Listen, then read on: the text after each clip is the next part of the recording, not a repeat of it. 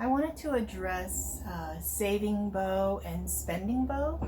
So if you find it's difficult to get to the tip in a small amount of time, or back to the frog in a small amount of time, or if you find that you're always running out of bow, especially in a performance setting, then this is the video for you. So I thought, I was doing a little bit of a series on up bow staccato and Kreutzer 4, and I thought this is a great opportunity to talk about it.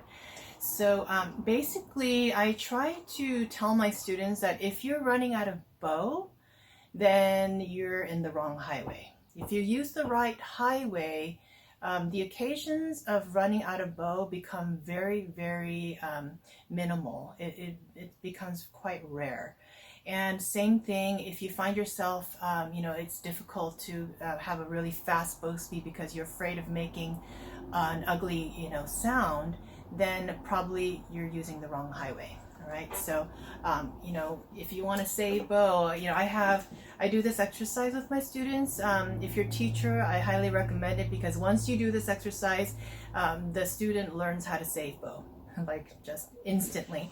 And if you haven't done it yourself, try it. All right. It's good. It's good after you do a little bit of warm up in the morning in your practice, and then try to do this. It's good for awareness, for releasing tension, to learn control with your arm. Do what I call a slow bow contest. So you go like as slow as you can, and usually my students who are less experienced, they usually spend their bow quite quickly and I win, but then when I tell them the secret, they usually do really well and they usually win. So you just try to go at like as slow as you can, but while maintaining the speed, right? So notice where I'm at right now. I'm basically like right on top of the bridge, right? And then, right? So I could go even slower than that, but it becomes very like, very like that. So if you want, you can try it. Being in the correct highway, using slow bow and heavy bow, and depending on your violin and your bow, you would be able to calculate about how heavy and how slow. But you'll be surprised that actually it's quite heavy and quite slow. All right, so test the limits, do it in the privacy of your own home so you don't mind all the scratchy noises, but you won't know until you test your limits. And learning control is done right where you're on the fence. So you really have to push the limit and try it out, see how slow can you go. When you do it on a down bow, you also try it on an up bow as well. And so really apply lots of pressure and very slow bow. And then you're going to find that things like Kreutzer are going to feel a lot easier after that. So anytime I'm, just a quick side note, practice tip, if I'm struggling with a technique in my piece, then I make it harder and I develop a short exercise on the side and I make it a bit more challenging.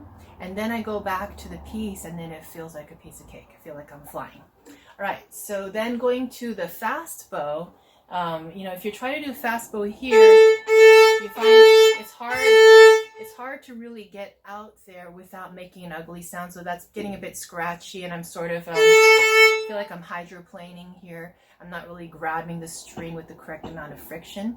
And so if you go to the highway 5, right, you'll be surprised because normally I shouldn't, play very, like this is medium weight. But if I increase the speed, then my medium weight actually becomes appropriate. So you can go quite fast and you can still press quite hard. But if you press that same amount and then you slow down, right, it's not going to work. But if you speed it up, I haven't lightened up in my bow weight at all.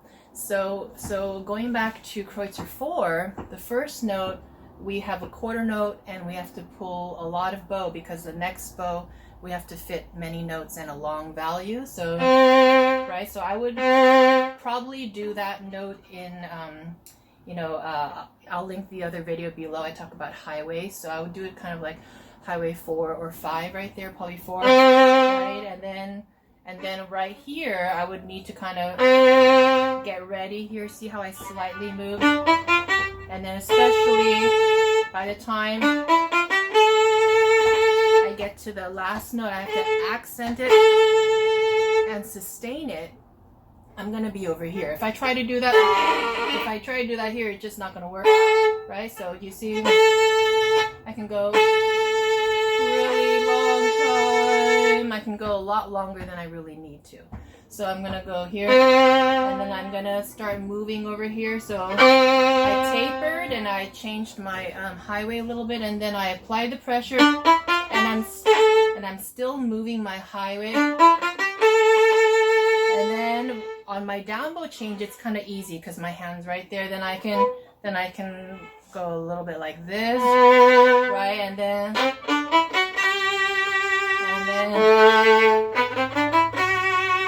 this one's even harder because it's only an eighth note, so you really have to. So, and then. So I try to be at least on about highway 2, 2.5 by the time I get to my last note. So every time you have, a quick down and then a series of up bow staccatos, and then you have to sustain until the measure ends. So that's tricky. Going to the next area, I think another difficult measure is, I can't quite tell. It's like the third line or so. It's at least 8 measures in. You have this slur.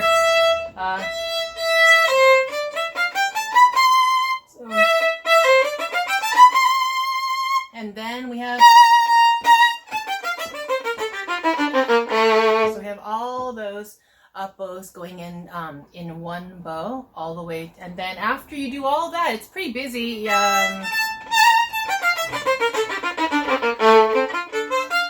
Then you're expected to pull the bow quite fast and then make room for the next up bow staccato group. So that's how I accomplished this one. If you understand how to, save bow, spend bow, you understand how to use the highway, the contact point or the sounding point is synonymous, highway, contact points, sounding point. I use highway, it's just a slang term that I use that it's easier to talk about. If I just say highway 5 to my student, usually they're younger student, then they know right away.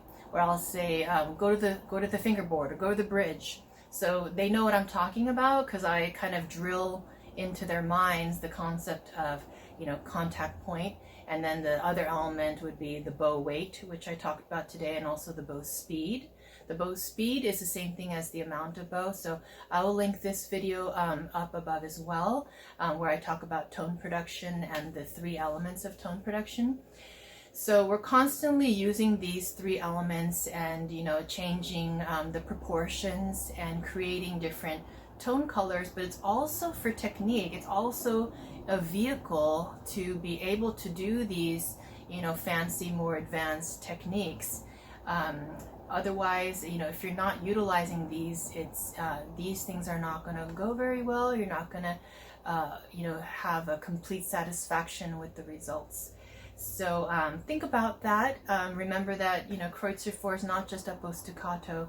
We're learning about bow distribution and the 3 elements of tone production, utilizing the contact point correctly. And every time you change the contact point, you always have to think about bow weight and bow speed.